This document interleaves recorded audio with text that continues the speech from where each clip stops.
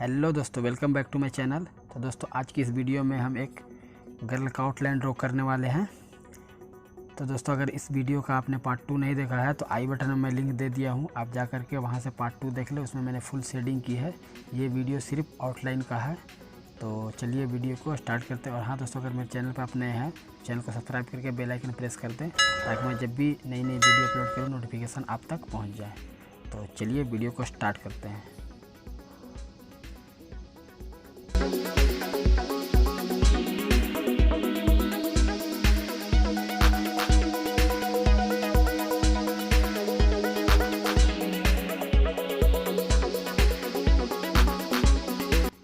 और हाँ दोस्तों, अगर आपने मेरे को इंस्टाग्राम पर फॉलो नहीं किया तो ये है इंस्टाग्राम का हैंडल, आप जाकर इंस्टाग्राम पर फॉलो कर दें।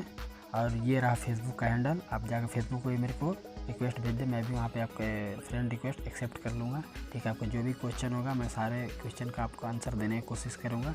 तो जल्दी से जा कर के आप यहाँ से ही फॉलो कर सकते हैं। और मैंने लिंक डिस्क्रिप्शन में भी डाल रखा है, वहाँ से भी जा कर के फॉलो कर सकते हैं। तो चलिए वीडियो को एंजॉय करते हैं।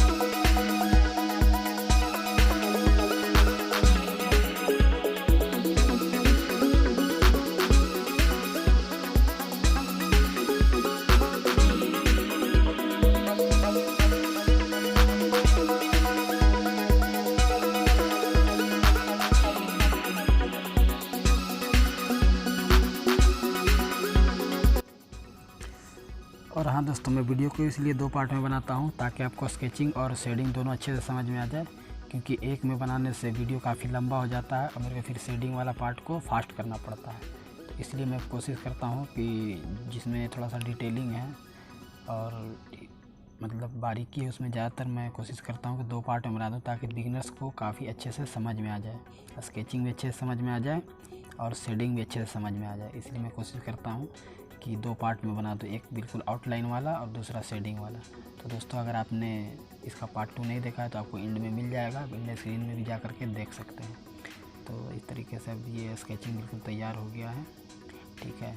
तो इसका फुल शेडिंग आपको पार्ट 2 में मिलेगा। तो तब तक के लिए बाय, आपको मिलते हैं फिर नेक्स्ट वीडियो में।